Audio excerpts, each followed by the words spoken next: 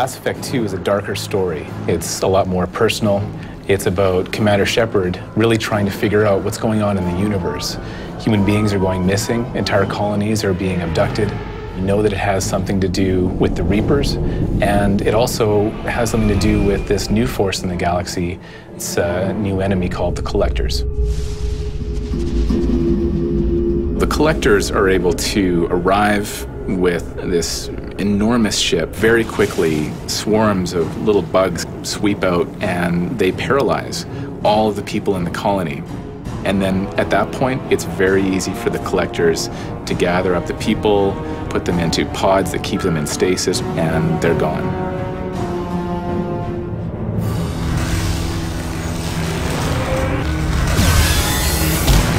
Well, the Collectors are a very insect-like kind of species. They can fly in from anywhere. They're armed with advanced technology like beam weapons. They're controlled by a single leader that it has the ability to possess them at any time. He can turn like a normal guy who's sort of not really, all that dangerous, and then suddenly he's like the most dangerous guy on the battlefield.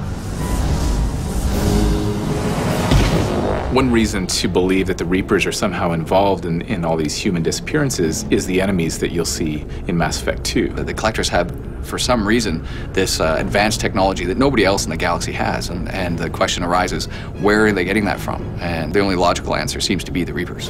The Reapers are somehow experimenting with assembling human beings together to create other types of constructs. We have abominations who are like suicide troops for the Husks. The evolved version of sort of the Husk is called a Scion. 2 or 3 human beings morphed together and then grafted onto a weapon. You're going to fight something called a Praetorian. If you took 30 Husks and crushed them together into like a flying suit of armor,